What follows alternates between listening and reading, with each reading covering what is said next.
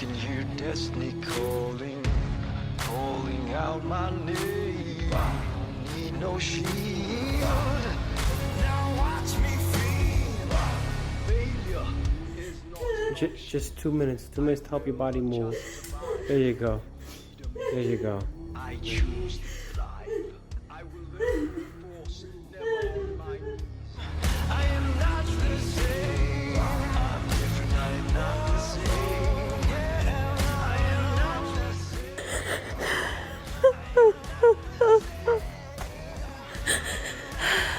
Everything hurts so bad. Like excruciating pain. The brain is physically in so much pain. The nerves from my back of my head, through my neck, through my back.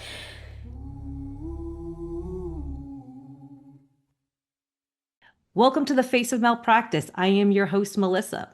For those of you tuning in for the first time, this channel is dedicated to featuring interviews with fellow psych drug warriors and other warriors that have been harmed by medication. It is not just my story to tell. This platform is meant to create space for others to share their truth. So please be sure to follow this channel and you'll be able to get new monthly stories here. Today, we are honored to speak with Lauren. Lauren, can you just tell me how to say your last name? Because I do not want to butcher it.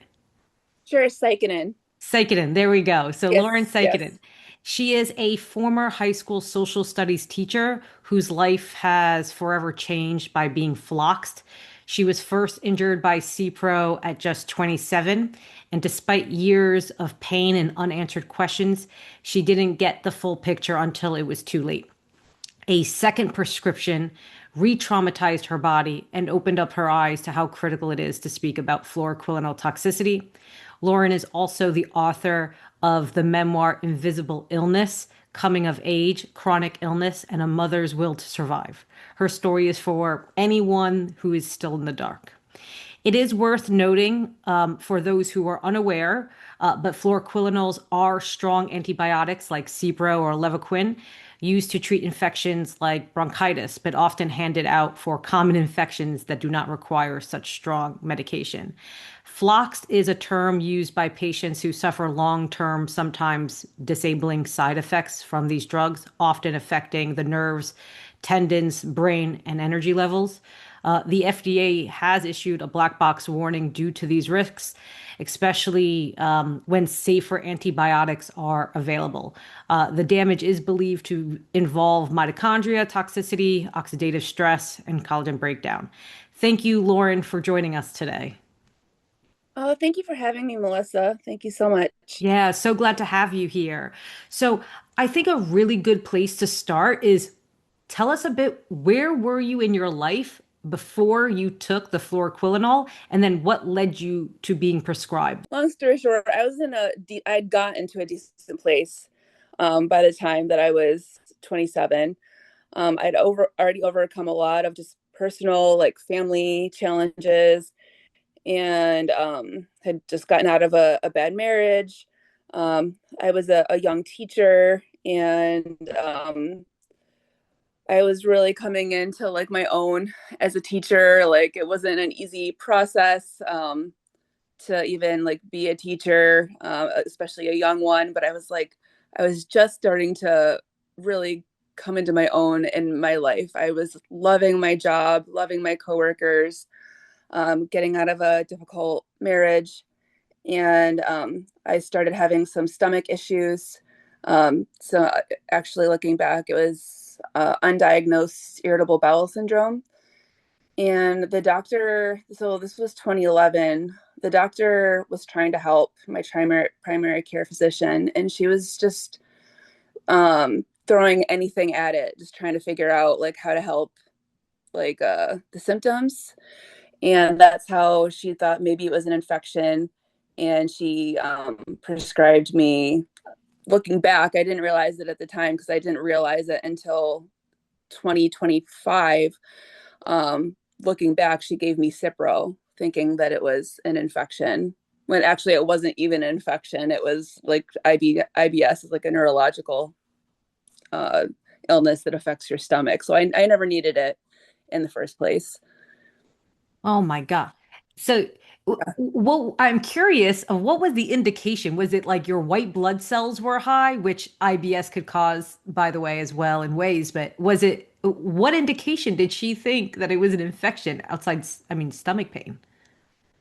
I have, it was so long ago, like Yeah, 2011, and I was really sick with it. Like, it was like the stomach issues were really affecting me. Like anything I was eating was just going right through me. So like, I think she was just trying anything.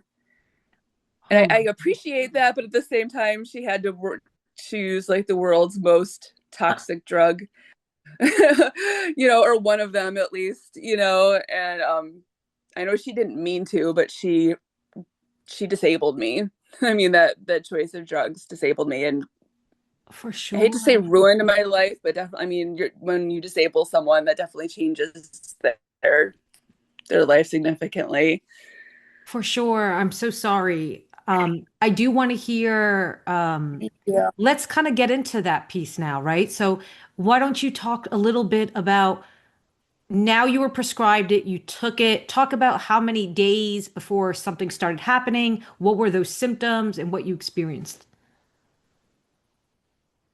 So the really wild and insidious thing about Cipro and fluoroquinolones in particular, and that class of medications, I mean, there's so many problems with it. Some people have side effects, I mean, or adverse effects right away.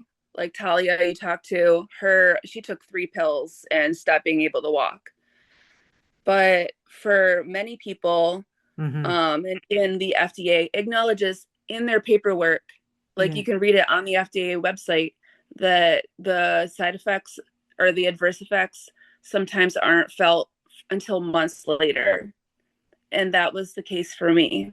Wow. So I was prescribed looking, I didn't realize any of this until my husband did like a really big deep dive. I kept all of my medical records for the last few decades trying to figure out, what the hell had gone so wrong.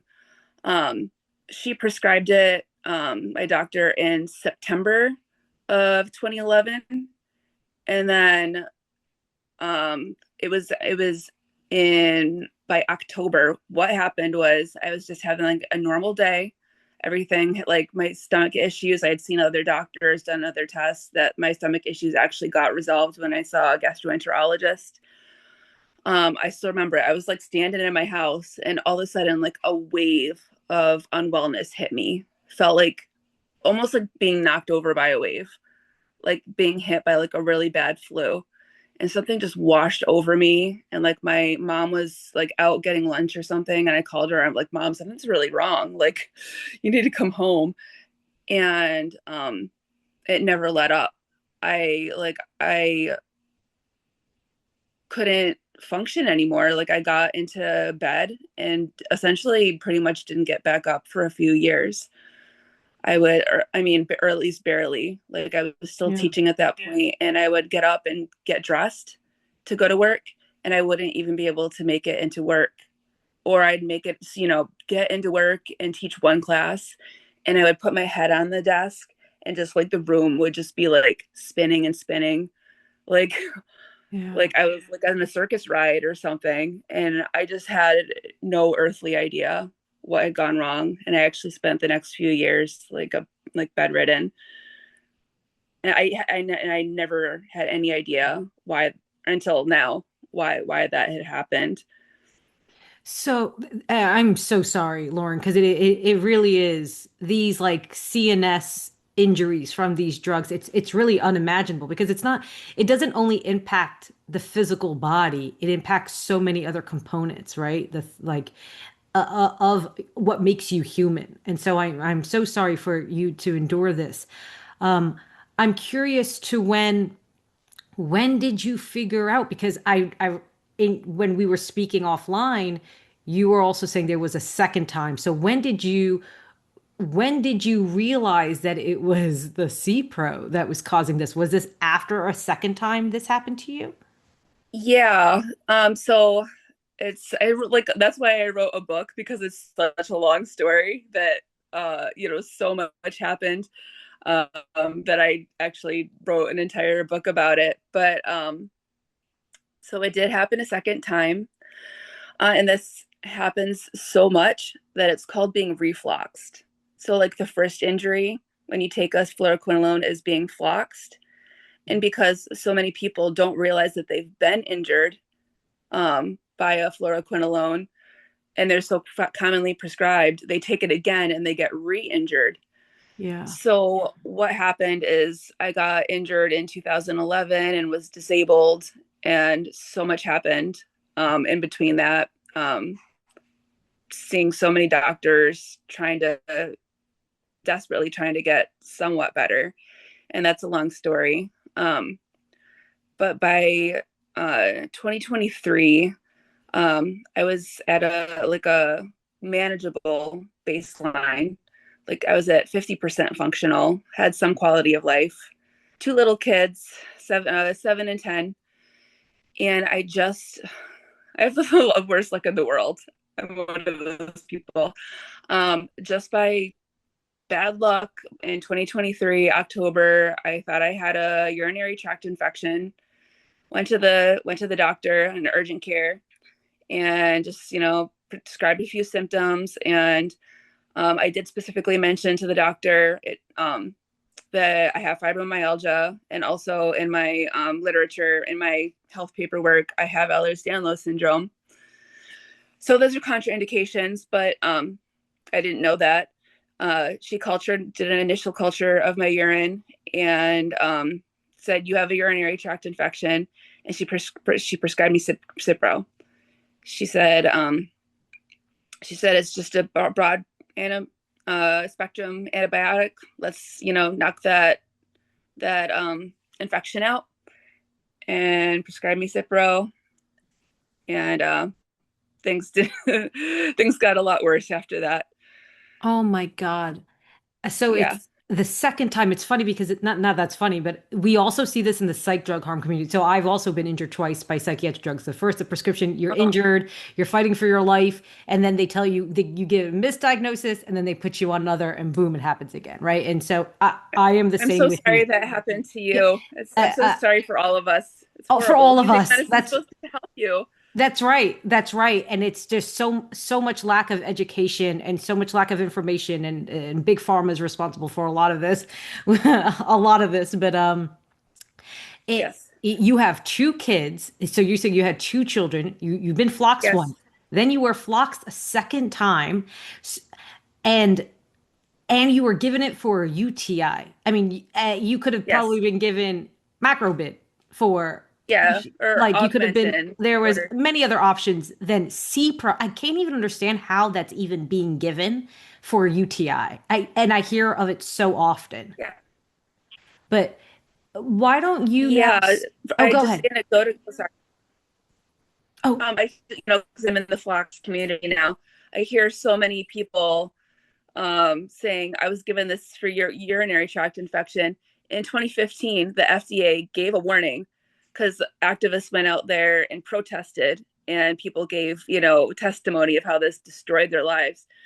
2015, the FDA put in their literature, do not give this for urinary tract infection. hmm, And still, I mean, look at what happened to Talia Smith. You just interviewed her. that's right. Look at what happened to her. She was on hospice. She's in palliative care, and I see it. I'm in the chat groups and stuff, and I see to this day people saying, "Oh, I just took this for urinary tract infection." Oh, They look it totally. up, and they look it up, and they say, "Oh, I see people panicking every day. Am I floxed? Am I disabled for life?" This is still literally happening. I see happen, and people give it to little kids. They give it to elderly people. I mean, this is. And I need to that's write the another book this if I is the was better. crazy thing, is like these drugs are not even being tested on the people that are actually taking it. They're not testing it with other drugs. They're not testing it. They're testing it on a very small population, and they're altering also their research to get drugs approved by the FDA. I mean, that I guess we could talk about that on a whole nother topic right there. But let me Yes. ask you, when you were floxed a second time, did it happen immediately? And if it and regardless of what your answer is, could you also speak about what your symptoms look like at that time?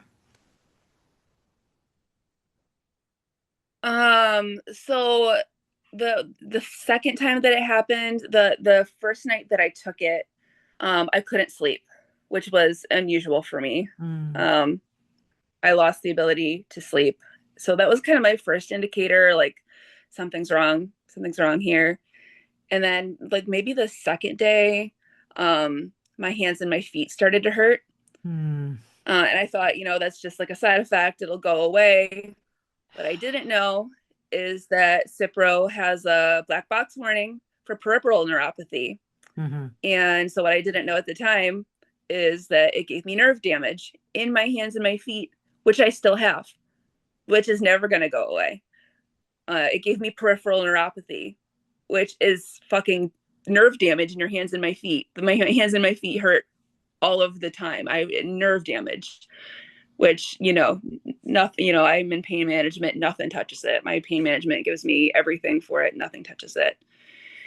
And then so it gave me peripheral neuropathy, and when I took it, I was at 50% functionality. Um Slowly, so I took it in the fall, I took it in October. There was it took about until the summer, so it took about 6 months. It was a slow but steady decline in my functionality. By the summer, it was funny because it really didn't happen right away.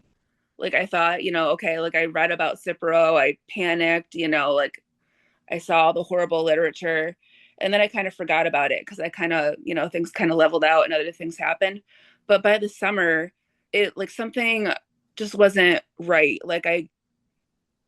It was almost like going off a cliff. Like I got down to like 20% functionality. Like my energy, my stamina got down to 20%. And I was racking my brain. I'm like, what changed? Like what caused this downhill trajectory? Like, like why is what went wrong? And I'm like, and then I researched, even more into Cipro and seeing that it can take months and months for the damage to happen. I'm like, oh, okay, it was the Cipro, and it's, that damage that finally came to fruition. Is that If when that you makes realized what happened to you the first time? so,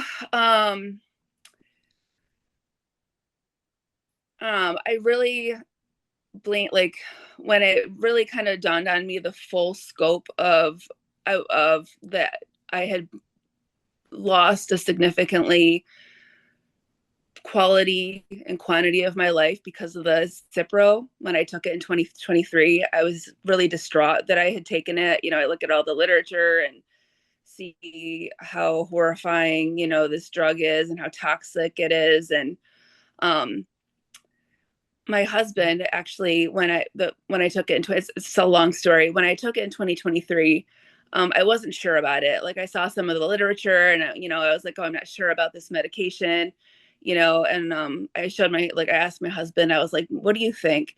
And he's like, I think you should take it. It's probably fine. I've taken it before. I think you've taken it before and you're okay. So I was like, okay, I'll give it a chance.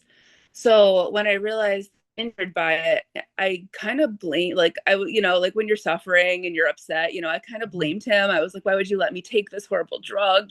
Now I'm so sick, and I've lost so much of my quality of life. And I did have quite a bit of anger at him.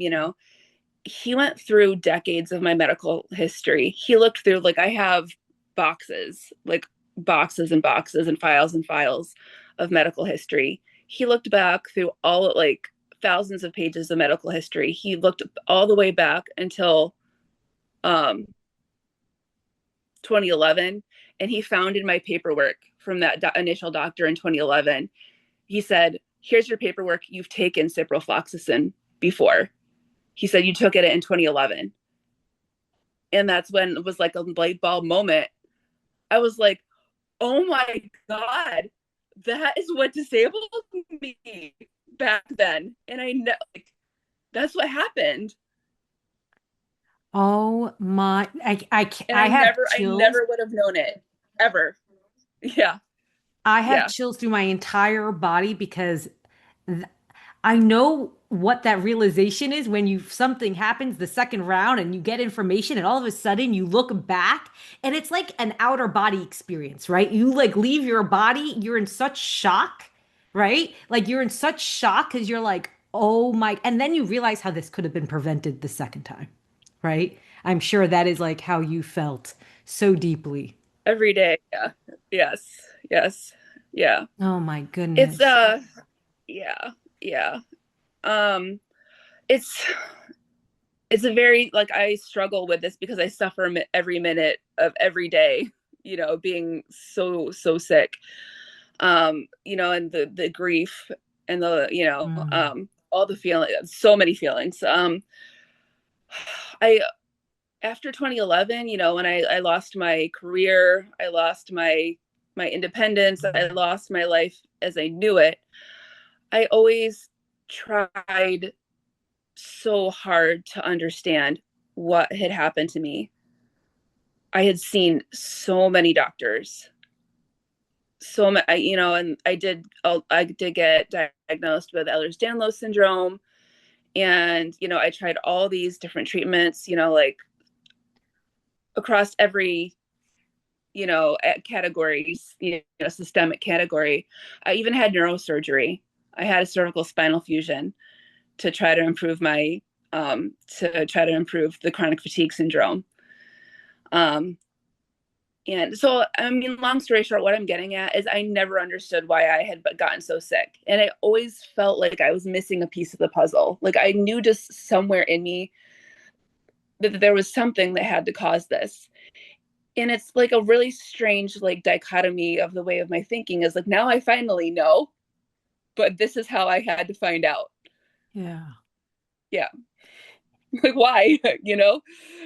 No, I know. Sometimes it feels like the universe works in difficult ways. I It wonder feels what like I it. did in a previous life. I'm like, I Exactly. don't It's know like, what I did. girl, what I know. Yeah. You're speaking to the choir there for sure. And I think one of the you bring up, it's like the unknown of not knowing why you're sick and all these symptoms are happening, and that chase is so difficult. It's like you're dealing with the illness and all of that that's happening, and the not knowing piece is almost just as devastating. Like, and it puts more pressure on your body, more symptoms. Do you know what I mean? I mean, I was that Yeah. your experience? Yes. And I guess what I'm getting at was I was always like, in the Lord of the Rings, how that Sauron or whatever is the eye that's always looking for the ring. Yes. I felt like that was me. I was always was figuring out how to get better. And I always like, so my diagnosis after I got sick was chronic fatigue syndrome and fibromyalgia. And then, all of the psychological issues that come from that. Um, and um, yeah, the not knowing definitely was very stressful. And I was always trying new things. I was always Yeah. trying new things. And Totally. actually, in my case, turned out to like I kind of was my own worst enemy because I went so far. Something that happened was that in the chronic fatigue syndrome community, um, there's an activist there named Jen Bria, and she made a Netflix documentary called Unrest, and that kind of brought chronic fatigue syndrome into like bigger into the Mm. cultural lexicon, like having our own documentary and everything. And what happened with her in her case, her specific case, is that she had a structural issue in her spine that was Mm. causing her chronic fatigue syndrome. She had cranial cervical instability, and it Mm. was pushing on her Yeah. nerves. So she had a cervical spinal fusion, and it resolved her chronic fatigue syndrome. So what started happening was that like everybody in the chronic fatigue syndrome is so sick and so desperate that like everybody, not everybody, that's like hyperbolic, but so many people start going out and getting diagnosed with uh cranial cervical instability and getting Wow. cervical spinal fusions. So I was so desperate to try to even get a little bit better that I went to MUSC, and I did have cranial cervical instability. And I remember my thinking at the time was, get better or die trying. And I had a cervical spinal fusion, not an unnecessary one, because that wasn't causing my symptoms. I had been floxed and I didn't know it. It's like, so I understand you very much so because you and me sound like we have similar characteristics. I think the desire to heal, we're such problem solvers, A type. We're the like it like we're kind of the savior, and if we can't save, who is? And so that tends to push us to go and run 120 miles and try to do all these things, and then somehow we end up falling backwards. But the hope is that the doctors should have been the barrier. Like the doctors should have been the Yes. educated one because neither of us have our PhD. Neither of us studied, didn't go to medical school. And it's like that's the doctor should have prevented that from happening. So I'm so sorry. So much.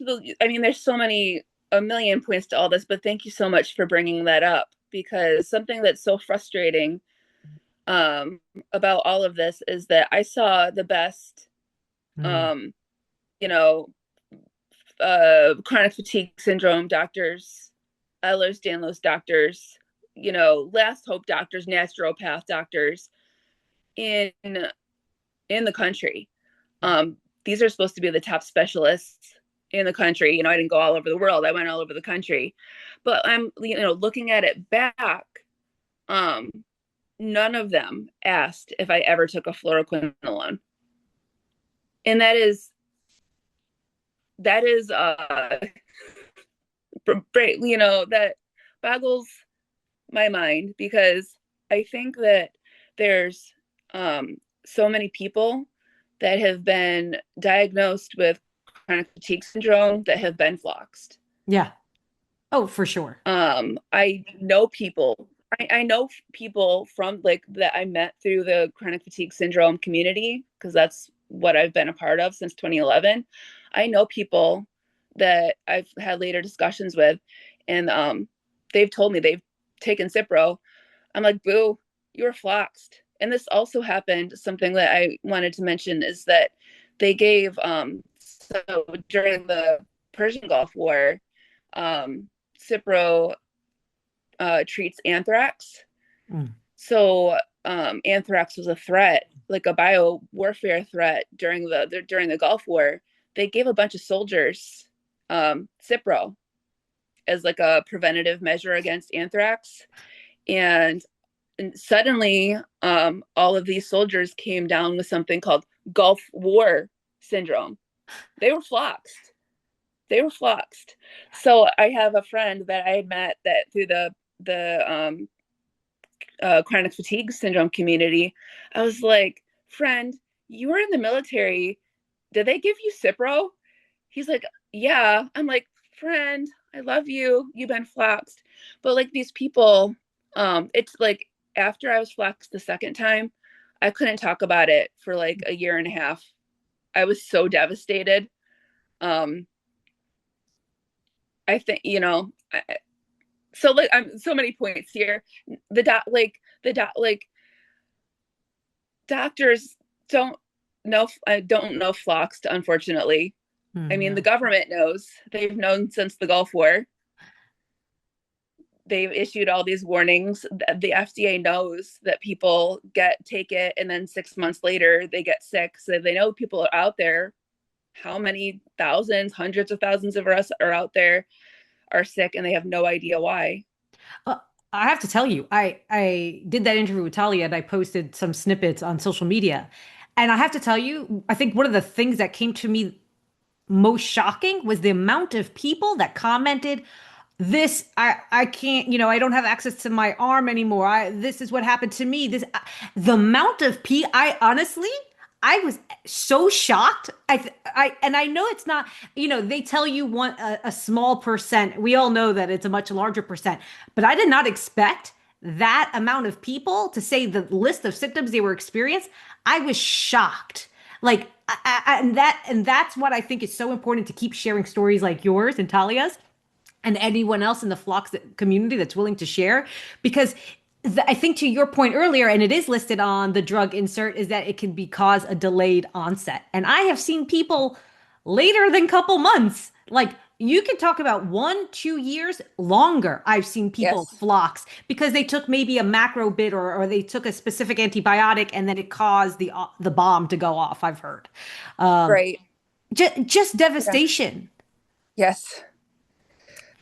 So why don't you, I think a good place to kind of pivot to is why don't you talk if you're up to it about Sure. how this has impacted your family, it's with your relationship with your husband, your children, if you would like to talk about that. I would love to talk about that. And I do want to give a content warning um, for self-harm.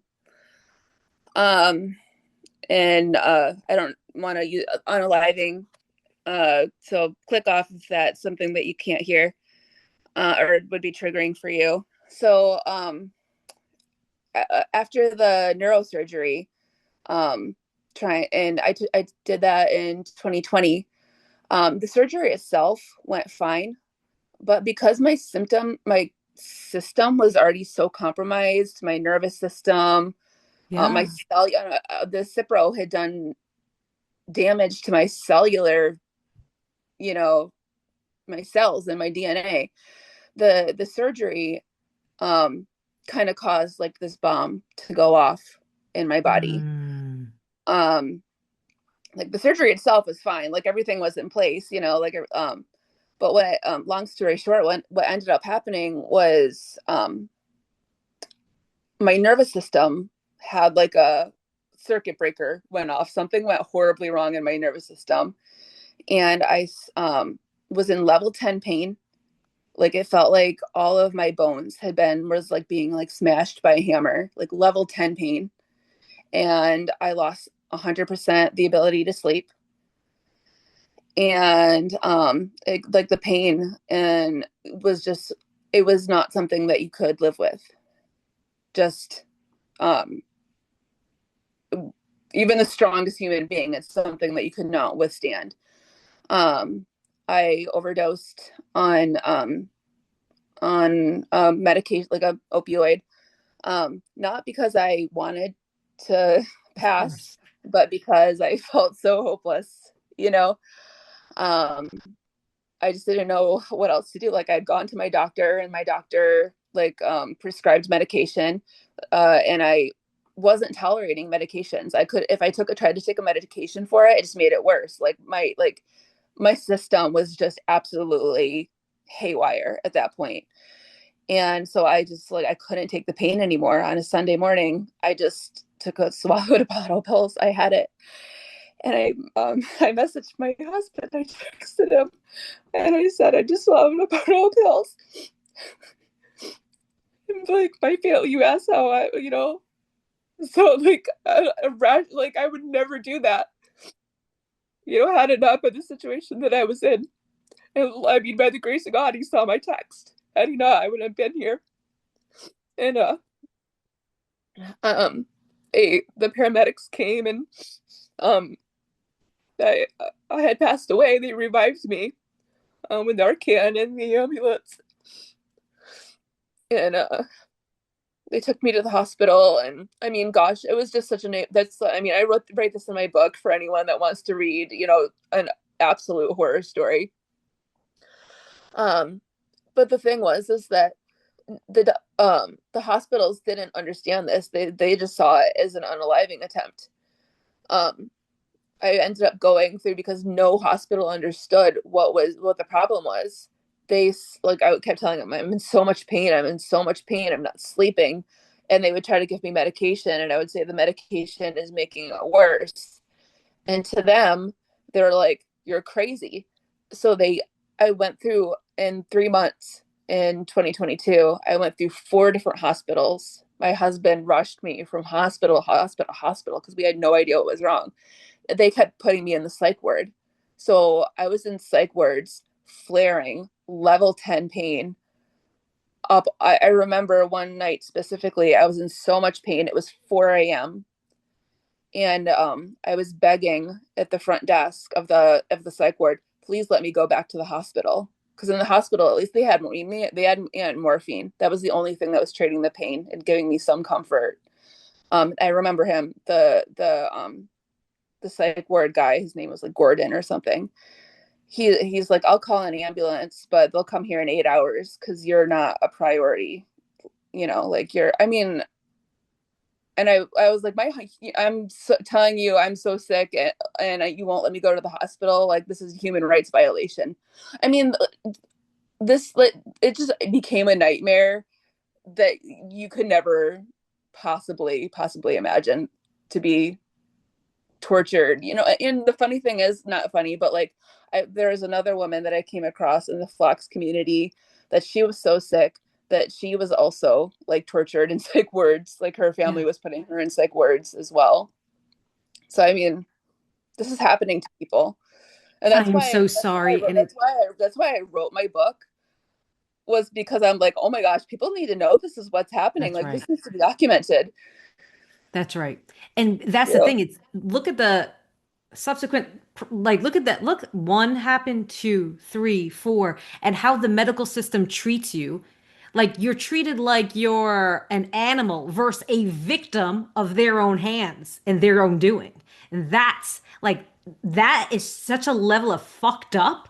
And and then who becomes the victim of it? And they get to walk out with their white coat and end up in Bermuda. And they're like, Yeah. yeah, it's them. Oh, it's those patients. No, look at who you're putting in a psych ward. How many of them are injured by antibiotics or injured by psychiatric drugs that have caused them suicidal ideation, right? Like, why don't we look at what you're putting into your body? Right? Like there's such this lack of education. And look what happened to you. I mean, just devastation. Just devastation, your story. Yes. Yes. And then uh you asked, about the effects of my family. My kids were so that was in 22. That was my kids were 4 and 7. They didn't know if their mom was coming home, you know, like I Of was gone for course. 3 months, so um by the grace of God, my system settled down and I was able to tolerate, medication that settled down, the pain and I was finally able to sleep. But when I was in like the psych ward in the hospitals and everything, that was before I had realized that I was floxed, because that was in 2022. I'd Yeah. had the neurosurgery. And one of the weird things, and there's so many things to go over, is one of the like when I was seeing, all these doctors and trying to figure out, why am I so fatigued? Why am I so sick? I would ask, even the best specialists, why am I so sensitive? I'm so sensitive to medications. I'm so sensitive to light. I'm so sensitive to temperature. I'm so sensitive to chemicals. And none of these doctors knew, or they misdiagnosed it. Something that I've seen, especially anecdotally, is people that have been floxed develop really extreme sensitivities. Yeah. Definitely. Mast cell And activation. finally, when I started Yep. seeing, yeah, I don't like we get sensitivities for a couple different reasons. So it actually the fluoroquinolone damages your immune system, and that gives people mast cell activation syndrome, but it also damages your nervous system Yeah. in a way that it makes the nervous system extremely sensitive. It's something called centralized sensitization syndrome. At least that's Mm. my best understanding. And finally, after decades of not understanding why I'm so sensitive to things, and no doctor could ever answer it, even the best doctors, in the country, finally I was able to see, oh, that's that piece of it that I never understood, was that it was from the fluoroquinolone injury. For sure. It's so Yeah. wild to end up. It's so wild to like how many different types of syndromes come along with an injury like this, right? It's not just one syndrome. You experience multiple syndromes within under this umbrella of being floxed.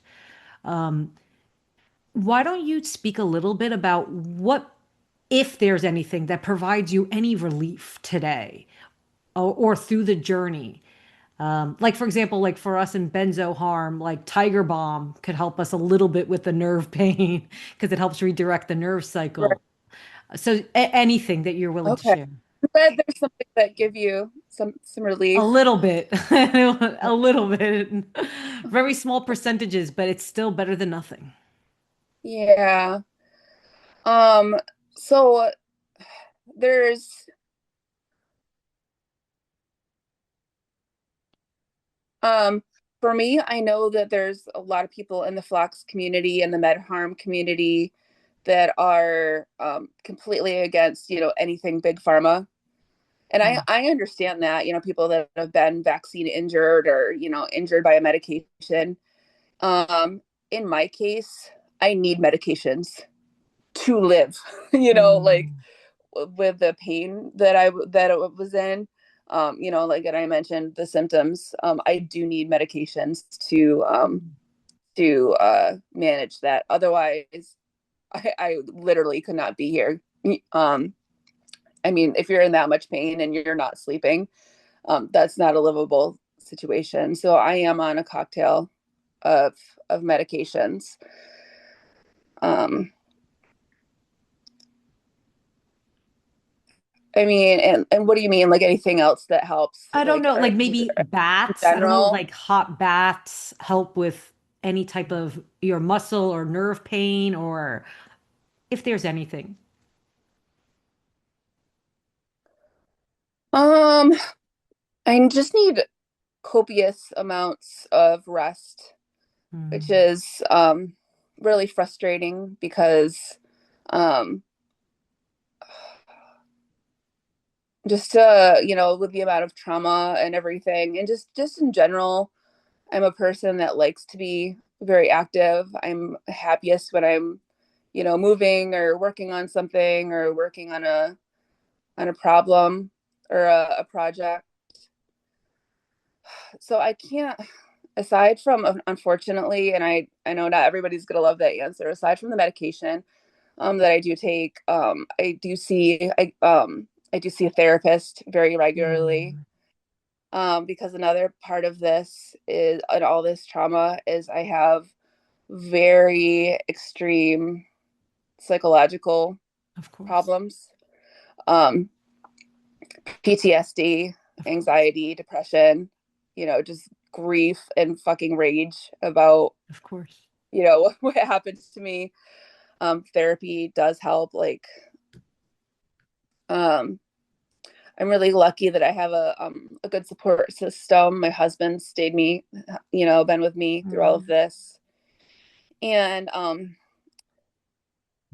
my quality of life is so low that I generally like don't want to be here. Mm. I'm like, I'm over this. I've had I enough. know. I've just had enough. I'm tired. I'm tired. Uh, um, I have a responsibility. When I had my kids, you know, I made a commitment to them to be here. So I just focus on what but I just do the best that I can with what I have. Like I think, when everything seems so overwhelming and so unmanageable and out of control, I think, okay, what can I do? Okay, so I'm a, disabled stay-at-home mom. I clean what I can. I take care of the kids best that I can. I take care of myself best I can. But I'm also an activist. Through all of this, uh, especially the medical side of it, I became a disability activist. And now with this piece of it, I'm a fluoroquinolone activist, especially because, I mean, we're so, I can't think of like a community, fluoroquinolone and med harm. I can't think of like a more underrepresented I know. community. I know. I never, I never even knew this was a thing. Like That's right. I was in the chronic fatigue syndrome community. I had never heard of being floxed. Never heard of it. And unfortunately, like, so anyway, long story short, I mean, I have so little energy, and but what little energy I have, I'm gonna try to spread awareness. And so I guess that's kind of what keeps me going. I fucking hate that this is, I know. my story. I would never, like, none of us would ever choose this in a million years. It's But almost like you speaking out and advocating is a part of maybe why you're still here. What do you think? I mean, your children yeah, seem to be yeah, really keeps you here, and that's like almost the universe's way of saying, I'll give you this. I'll make sure you have this to keep you here because you don't know what your future brings you. I do hope you have hope though, and I guess that would yeah, bring me to my next thing with you. yeah. And I thank you so much for your platform. I've been so excited to come over on here and speak to you. But this is frustrating as well because Yeah. Talia does her Talia is amazing, look at what she's done from freaking palliative care. um it's so hard to be when you're just a nobody. No one's listening. Hmm. No one's listening. And and I don't want to speak ill of anyone. It's like, um so my community that I associated with for so long was the MECFS community, the chronic fatigue syndrome community. And that's kind of where I started trying to spread awareness, because I felt like we were in particular need of hearing about this. Because I felt like if I had heard about it, I never would have taken it a second Yeah, time. that's right. That's right. And I started reaching out to, like, the chronic fatigue syndrome community. They suffer horribly, but they're pretty well represented. Like, they have like a couple um uh nonprofit groups that work on advocacy and awareness. They're pretty, like, well established.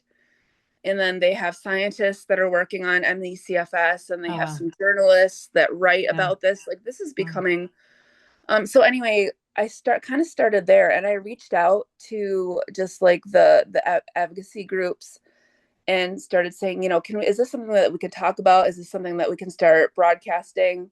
And they never got back to me. Hmm. And I started reaching out to some of the journalists, and they never got back to me.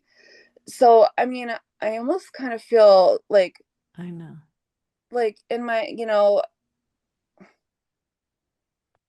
I I feel like, and just for even the general public, I don't like this is I'm speaking, particularly to the for the fluoroquinolones, because they're being handed out like candy, and so many people are so devastatingly injured.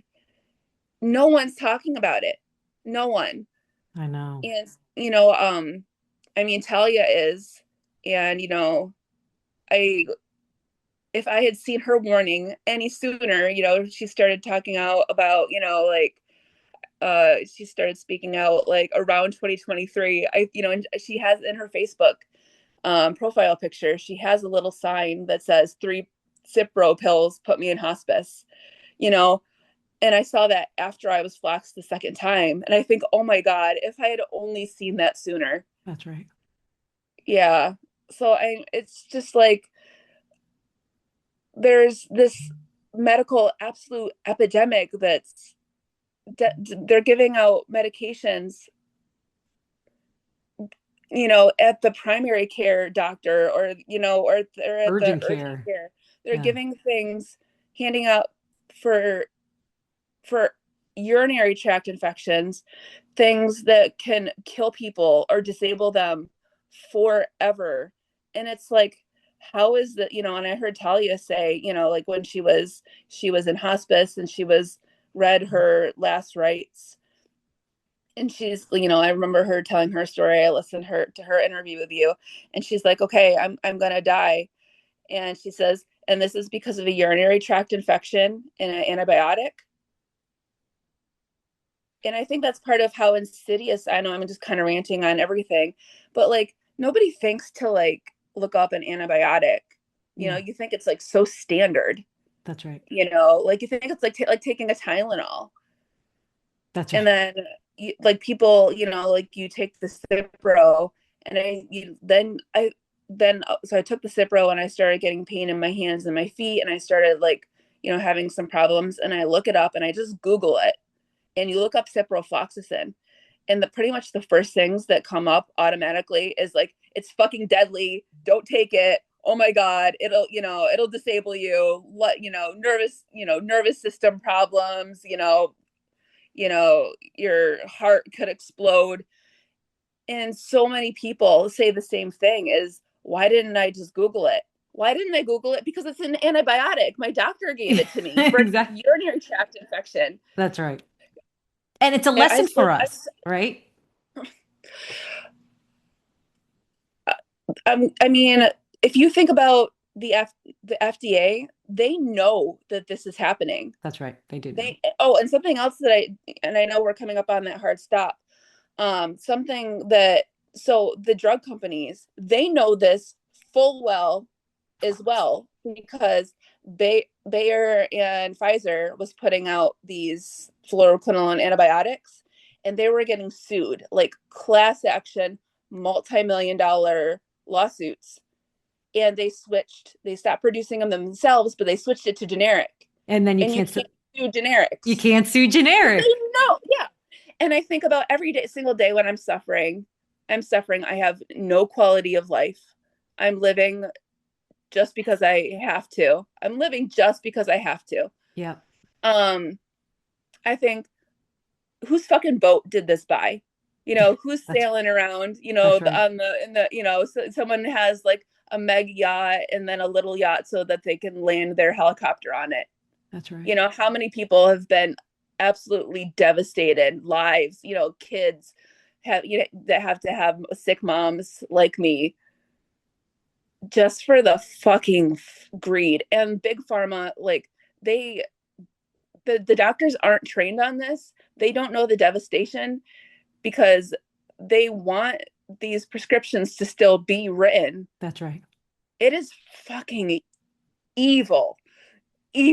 Sorry. It just, 100%. And the doctors, there is responsibility. Like, there are so many patients that complain and you just end up getting gaslit. And so that's where they hold accountability. Maybe their textbooks didn't teach them conveniently because they're infiltrated by big pharma, but they have a responsibility to listen to patients. And instead of listening, they suppress what a patient's experiencing and saying that's impossible, or that's not what's happening, or there's no way. Well, why don't you fucking just do the research? Why don't you read the drug insert that literally states that there's these risks and dangers? You haven't even read the drug insert yet you're prescribing. And so they carry just as much responsibility. Like, I think both are equally responsible. That's my feeling on it. Yes. Yes. And I reported, the doctor that prescribed it, I think she's just a fucking idiot. I don't think she meant to hurt me. I thought, she has a urinary tract infection. I want to knock it out.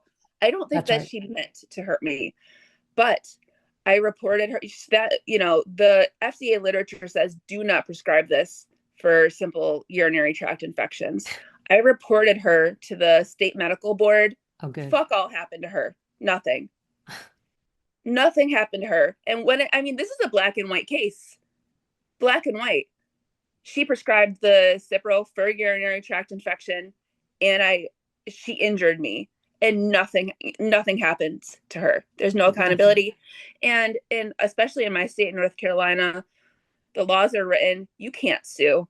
The doctor could kill you, like with a machete, and you can't sue them. So, the anger that there's and because there's less accountability, they're not taking the precautions that they need to do, right? There's no accountability, so they just get to go on with life.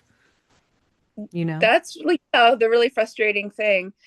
And I've actually, it took me so long to process this. I wrote her a really gnarly review on her, and I actually, like, when you go and you like go to the urgent care for your UTI, you don't look up your doctor, because you don't think it's that serious. I finally look her up. She got terrible reviews. Like, she rear-ended someone and won't pay them, and someone looked her up and wrote her a bad review because she like had a car accident. Like, there's other irresponsible things. She has a bunch of 1 stars. So she's just there's look Yeah. up your doctor. I mean, Just like you think you're protected, you think you're safe, you're not. you're just not, and I know that you've Absolutely. experienced this, and you have so many listeners that have as well. No, absolutely, Lauren. And I know we're coming at time and I want to make sure that the listeners get to hear about where they can find you actually. So would you mind sharing where they can find you maybe on social media and the name again, repeat the name of your book and where they can find your book? um so my book is on Amazon. um it's Invisible Illness, chronic illness, no, coming of age, chronic illness, and a mother's will to survive. I'm not on Facebook right now. I'm on Instagram, Lauren Sai 84, and I'm also on Threads on that same name. I'll be coming back to Facebook once I make a new account under that name, Lauren Sai, but that'll probably just take a couple days. Yeah, awesome. And Lauren, what I'm also going to do is I'm going to put it all in the description. So I'm going to get that information from you. I think I have most of it already as well. I'm going to put it in the description so anyone can find you, can find the direct Uh, links to you. Okay. Thank you. Anybody that wants to, I didn't write the book for money. I spent much more money writing the book than I'll ever make back an entire lifetime. Anybody that can't afford it, message me privately. I have codes.